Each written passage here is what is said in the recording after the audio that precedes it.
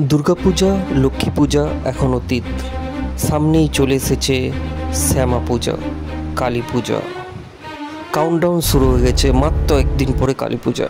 দশ মহাবিদ্যার অন্যতম মা কালীকে মহাবিশ্বের মা বা শক্তির দেবী হিসাবে পূজা করা হয়ে থাকে।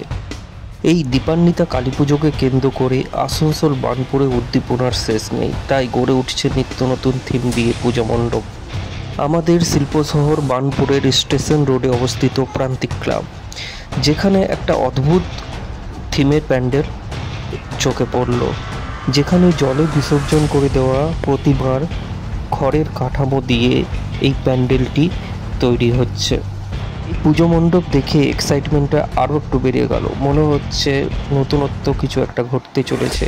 তাই আপনাদের সঙ্গে আমিও অপেক্ষায় রইলাম এই অভিনব পুজো মণ্ডপ দেখার জন্য। সকলে বলুন জয় মা কালী, জয় মহাকালী। বার্নপুরের টপ পুজো মণ্ডপের প্রথমটি হলো রামবান্ধের ইয়ং মেন্স অ্যাসোসিয়েশনের পুজো মণ্ডপ। গত বছর রাম মন্দির নির্মাণ করে সকলকে তাক লাগিয়ে দিয়েছিল। এবছরও একটা অভিনব মন্দির প্রতিষ্ঠা হচ্ছে। মনে হচ্ছে এটা জগন্নাথ মন্দিরের আদলে কিছু একটা মন্দির অবশ্যই এটা হতে চলেছে। বার্নপুরের এই টপ পুজো মণ্ডপকে ঘিরে সকলেরই উৎসাহ তুঙ্গে। তাই আপনাদের সঙ্গে আমিও প্রতীক্ষায় রইলাম। বার্নপুরের আরেক বিখ্যাত কালী পুজো হচ্ছে বার্নপুর বাড়ি ময়দান টাউন পুজো সমিতির কালী পুজো।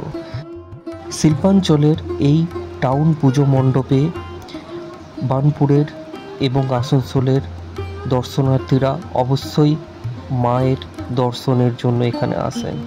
সারা বছরই নিত্য পুজোর মাধ্যমে মা এখানে অধিষ্ঠিত। তাছাড়া এই কালী পুজোর সময় মায়ের রূপ যেন দেখবার মতো। আর এই কালী পুজোকে ঘিরে এই মন্দির চত্বরও নতুনত্বভাবে সেজে ওঠে এবং আশেপাশে মেলাও বসে। অগণিত দর্শনার্থীগণ এখানে আসে। লাইক শেয়ার করতে ভুলবেন না।